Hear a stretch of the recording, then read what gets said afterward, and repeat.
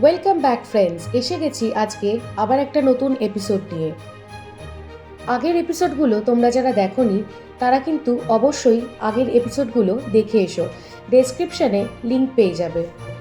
আগের এপিসোডে আমরা দেখিয়েছিলাম নাথাং ভ্যালি থেকে থাম্বি ভিউ পয়েন্ট দেখে আমরা ফিরে এসেছিলাম গ্যাংটকে। দেখে নাও এক ঝলক। আমাদের আজকে পাহাড়ের শেষ দিন ছিল। যাত্রা শুরু হলো টুয়ার্ডস বাগডোগরা এয়ারপোর্ট। তোমরা যারা নতুন আমাদের ভিডিওগুলোকে দেখছো তাদের কাছে একটাই অনুরোধ, প্লিজ তোমরা আমাদের চ্যানেলটাকে সাবস্ক্রাইব করো, ভিডিওগুলো অবশ্যই লাইক করো আর পাশে থাকা বেল আইকন ডেফিনেটলি প্রেস করে দিও, যাতে তোমাদের কাছে এই ধরনের ভিডিও সবার আগে পৌঁছে যায় আর আমরাও যাতে তোমাদের কাছে এই ভ্রমণ রিলেটেড ভিডিও তুলে ধরতে পারি।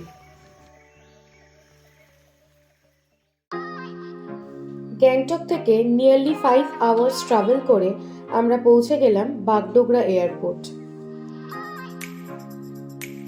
যদিও আমাদের ফ্লাইটে বোর্ডিং টাইমের জন্য হাতে ছিল 2 ঘন্টা। দার্জিলিং অথবা গ্যাংটক যেতে গেলে আপনাকে সর্বপ্রথম আসতে হবে বাগডোগরা এয়ারপোর্টে, যেটা খুবই কাছে শিলিগুড়ি থেকে।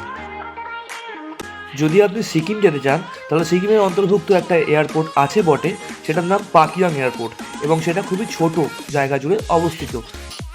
সেটি এখন মেরামতের জন্য বন্ধ আছে, তাই হাতে আর কোনো উপায় না থাকার জন্য আপনাকে বাগডোগরা দিয়ে ট্রাভেল করতে হবে।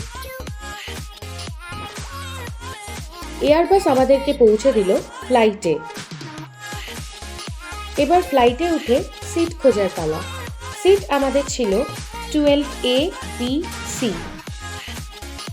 সেলফি ভুলে গেলে তো হবে না, তাই সেলফি তোলা মাস্ট। সৌভিক ওয়াশরুমে যেতে গিয়ে বাধা পেয়ে ফিরে এলো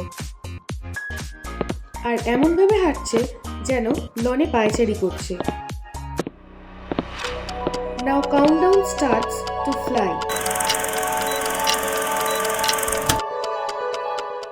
আমাদের সেদিনের ফ্লাইট পার্টনার ছিল এয়ার ইন্ডিয়া এক্সপ্রেস। এতক্ষণ পর্যন্ত সব ঠিকঠাকই ছিল, তবে এরপরেই ঘটে গেল এক দুর্ঘটনা। কি সেটা জানতে গেলে ভিডিওটা স্কিপ না করেই তোমাদেরকে দেখতে হবে। আমার চোখটা একটু লেগে গেছিল। যখন চোখ খুললাম তখন দেখলাম আকাশের মাঝে ভেসে বেড়াচ্ছি, মেঘেদের ওপরে একটা সুন্দর মনোরম দৃশ্য উপভোগ করতে করতে কান অলরেডি বন্ধ হয়ে গেছে, কিন্তু এগিয়ে যাচ্ছি কলকাতা এয়ারপোর্টের দিকে। যারা প্রথমবার ফ্লাইটে ট্রাভেল করছো তাদেরকে বলে রাখি, এয়ার প্রেশারে কিন্তু কান বন্ধ হয়ে যাবে, এতে ভয় পাওয়ার কিছু নেই। বাগডোগরা থেকে ঠিক 1 ঘন্টা 10 মিনিট ট্রাভেল করে আমরা পৌঁছে গেলাম কলকাতা ইন্টারন্যাশনাল এয়ারপোর্ট।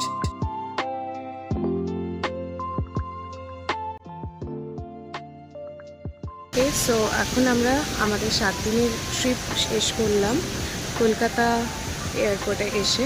আজকে পৌঁছে গেলাম কলকাতায়, জাস্ট নামলাম, নেমে একটা মানে যাচ্ছে তাই জঘন্য একটা এক্সপিরিয়েন্স হলো আজকে এয়ারপোর্টে। যেমন আপনার ধরুন এয়ার ইন্ডিয়া এক্সপ্রেসে আমরা আজকে ট্রাভেল করেছি ফেরার সময়, তো বাগডোগরা থেকে যখন আমরা লাগেজটা ঢোকাই তখন সব ঠিক ছিল, বাট যখন আমরা এয়ারপোর্টে নামলাম দেন আমাদের একটা লাগেজ প্রথমে মিসিং।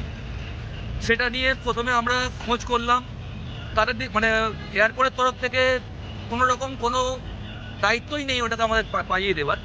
তো তারপর আমরা যখন বললাম যে আমাদের লাগেজ তো আসেনি, তখন আমরা কমপ্লেন করতে তারপর বললো হ্যাঁ আপনার লাগেজ পাওয়া গেছে, প্লেনেই পড়ে আছে। তারপর ওখান থেকে আবার এনে দিল। দেন তারপর কি হলো, আমরা যখন বেরোতে যাচ্ছি দেখছি আমাদের একটা ভিআইপি ট্রলি ছিল, যেটা 2-3 বছর বয়স। ওইটা দেখলাম হঠাৎ করে পুরো ফাটা, মানে মাঝখান থেকে যারা মানে লিটারালি ট্র্যাক নিয়ে নিয়েছে। তো ওটা ওরা ওরকমভাবেই থ্রোয়িং করে ছুঁড়ে।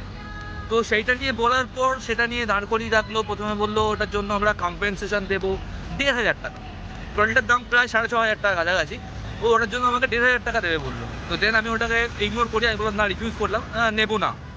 দেন আমাকে বললো ঠিক আছে স্যার, আমি তাহলে আমার ম্যানেজারকে ডাকছি। আমি বললাম হ্যাঁ হ্যাঁ ওদেরকে ডাকো। তো এলো, দেন উনি এসে বললেন আমি 2,500 টাকা দেবো, মানে যেন সেই বার্গেনিং হচ্ছে মাছের বাজারের মতো। তো তারপর এটাও যখন বললাম তারপর বললেন ঠিক আছে আমার তাহলে এখানে স্পট কম্পেনসেশন হয়ে যাবে, 2,500 টাকা আমি করে দেবো। হ্যালো বন্ধুরা, আমি বুঝতেই পারছো আমার ঘরে পৌঁছে গেছি। এই যে এদিকে এই যে জাস্ট মানে সব দেখতেই পাচ্ছ সব কী অবস্থায় পড়ে আছে। তো লাগেজগুলো এখনও ওই অবস্থাতেই মানে জাস্ট মানে দেখাচ্ছি আপনাদের কোন লাগেজের অবস্থা। তো এই ট্রলিটা করেই অ্যাকচুয়ালি সব কিছু আমরা লাগেজ ক্যারি করেছিলাম আমার ওয়াইফেরটা।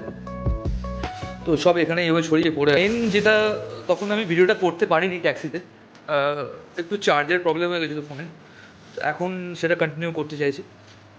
তখন আমি বলেছিলাম যে আমার 2500 টাকা মতন কম্পেনসেশন ওরা দিতে রাজি হয়ে গেছিলো অন স্পট।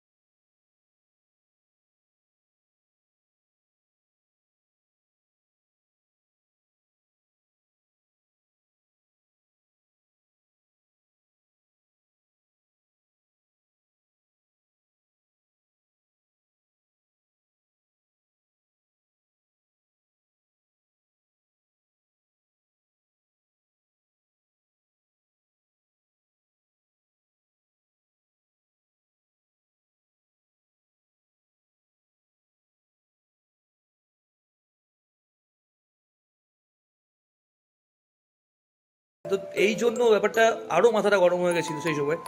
তো তারপর আমিও একটু মাথাটা গরম করে ফেলি, আমার বউ একটু মাথাটা গরম করে ফেলে। বাট সেই সময় বউ একটু ওখানে চেঁচামেচি করার পর ওরা কাজটাকে একটু ফাস্টেস্ট প্রসেস করে, দেন আমাদের টাকাটা দেয়। তারপর আমরা ওখান থেকে এয়ারপোর্ট থেকে বেরিয়ে আমরা ট্যাক্সি করে বাড়ি এলাম। জাস্ট পৌঁছলাম, পৌঁছেই লাগেজ আনপ্যাক করা হচ্ছে, দেখালাম আপনাদের। সো আমাদের এই 7 দিনের ট্রিপটা আজকে কমপ্লিট হলো। জানি না কতটা কি করতে পেরেছি, আশা করছি তোমাদের ভালো লাগবে। তাও বলবো যে আমাদের এই চ্যানেলটাকে সাবস্ক্রাইব করো, ভিডিওটা ভালো লাগলে লাইক করো, শেয়ার করো, আর নতুন নতুন কন্টেন্ট পেতে ডেফিনেটলি আমাদেরকে সাপোর্ট করো, সাথে থাকো।